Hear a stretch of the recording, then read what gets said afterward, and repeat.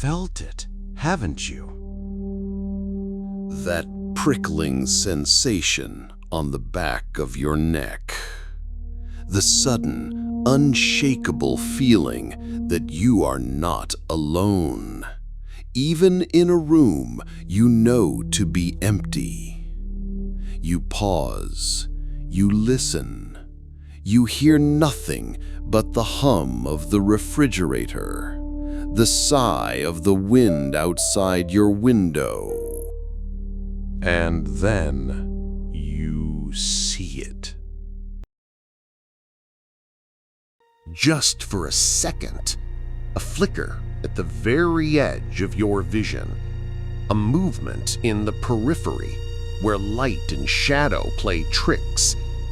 You turn your head quickly, trying to catch it, but there's nothing there. Just a coat hanging on a door, a stack of books casting a long, strange shape. You dismiss it. An overtired mind, a trick of the light. But a small, cold part of you, the oldest part of you, knows what you saw. It wasn't a trick, it was a shape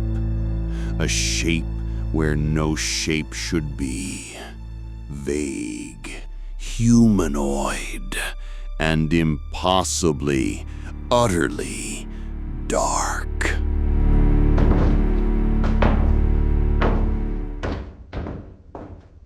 Tonight, we're not talking about ghosts. We're not discussing the lingering echoes of the past, the misty apparitions of those who once lived. We are talking about something else, something more ancient, perhaps, something other. We are talking about the Shadow People.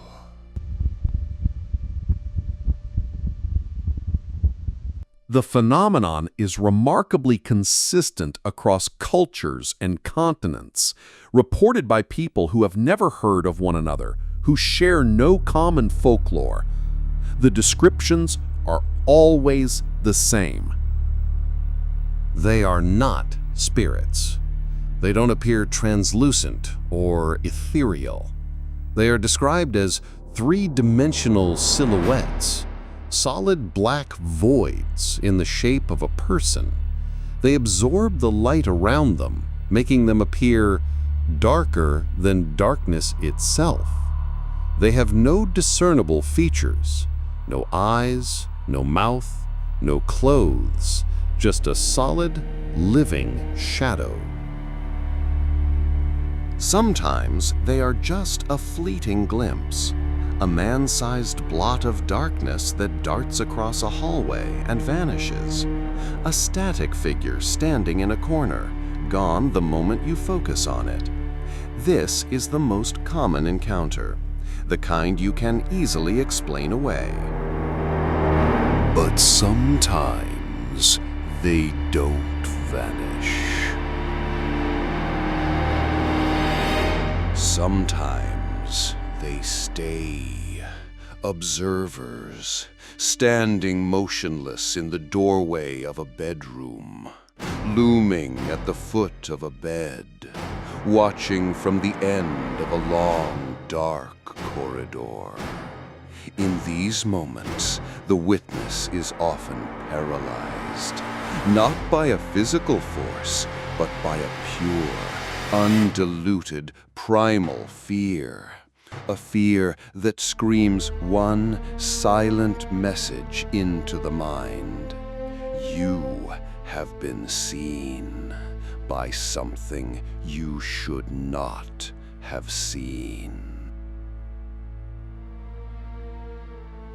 Witnesses report a feeling of profound malevolence, not an active, aggressive threat, but a cold, clinical observation, a sense of being studied, scrutinized, as if you are a specimen under a microscope, and the scientist looking down does not wish you well.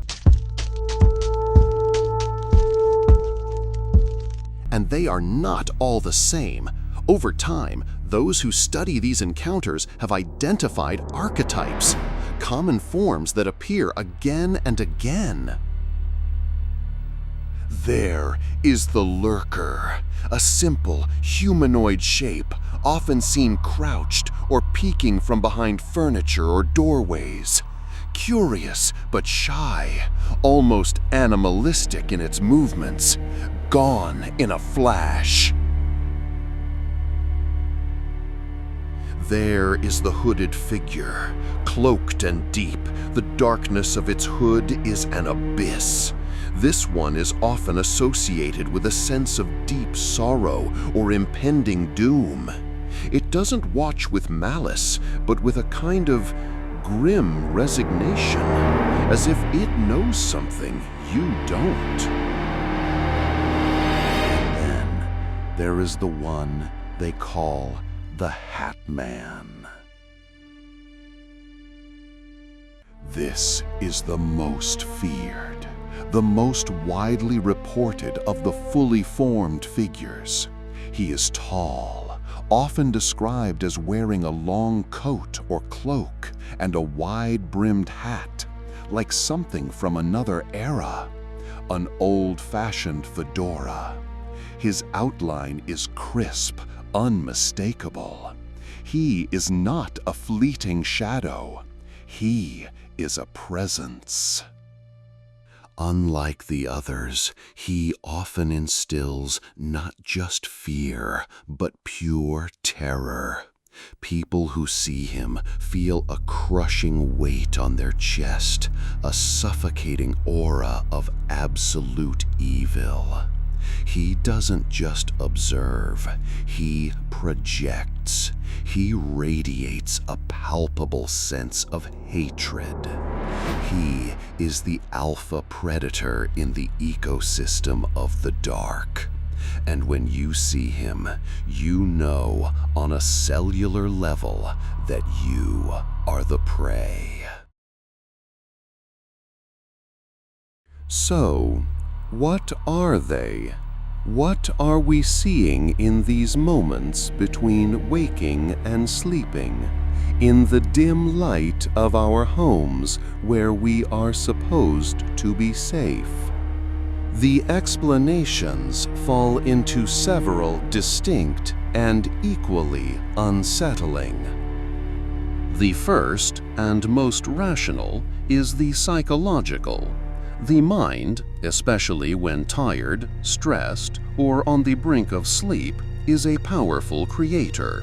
Hypnagogia, the state between wakefulness and sleep, is known to produce vivid auditory and visual hallucinations. Sleep paralysis, a terrifying state where the mind wakes up before the body, often comes with a sense of a threatening presence in the room. Could these figures simply be projections of our own deepest anxieties?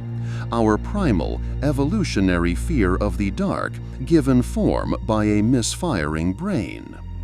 It's a neat explanation. It's tidy. But it doesn't account for everything. It doesn't explain the sightings by people who are wide awake, alert, and in well-lit rooms.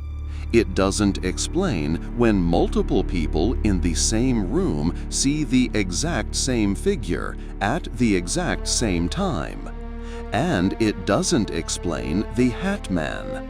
Why that specific archaic shape? Why a fedora? Why does that particular form appear to so many with the same crushing sense of malevolence? This leads us to more esoteric theories. One theory suggests they are interdimensional beings, observers from a parallel reality. Our universe and their universe are separated by the thinnest of veils. Most of the time, the two run parallel, never touching. But occasionally, in certain places, at certain times, the veil thins. It becomes permeable. And for a brief moment, we can see through to the other side. And more importantly, they can see through to us.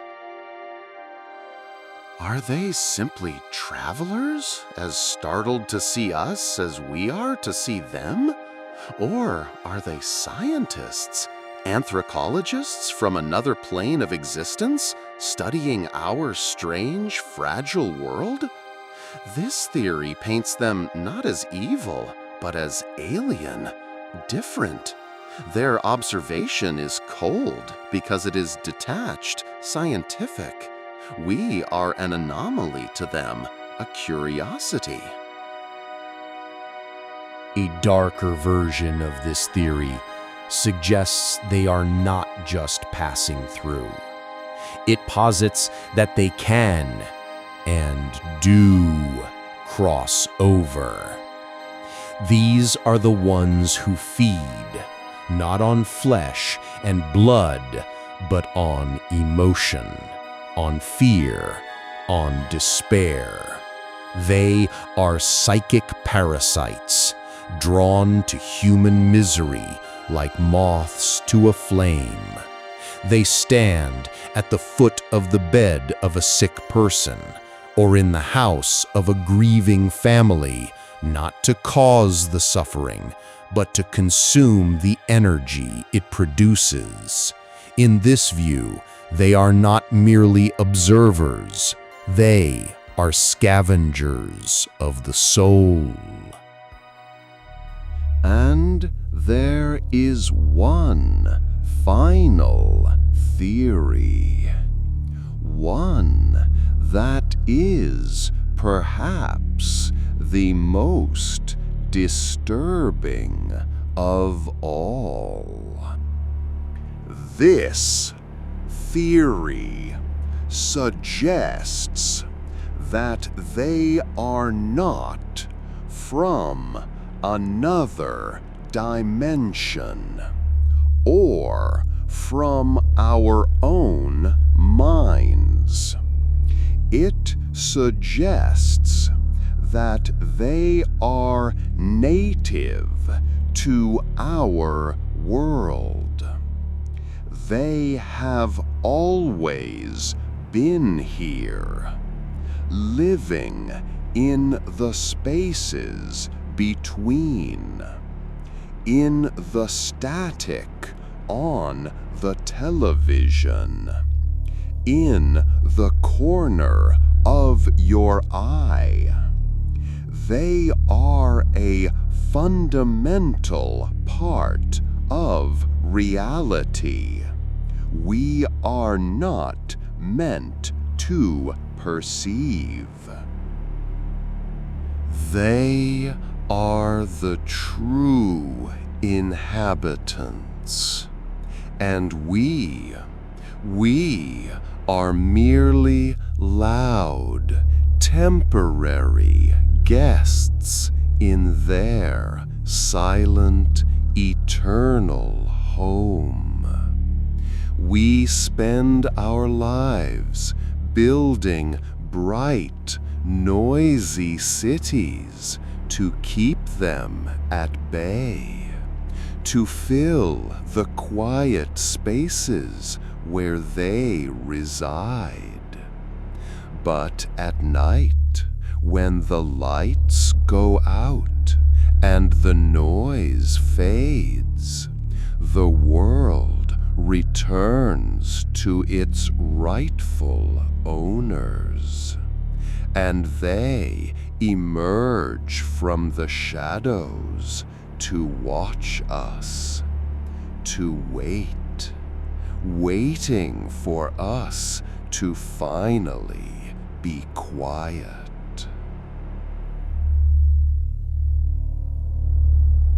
So the next time you are alone, late at night, and that ancient feeling creeps over you, the next time you catch a sudden dark movement out of the corner of your eye. Don't be so quick to dismiss it. Don't just turn on the light. Stay still. Don't turn your head. Don't look directly at it. Just watch it in your periphery and ask yourself, what does it want? And what will happen when it finally realizes that you can see it too?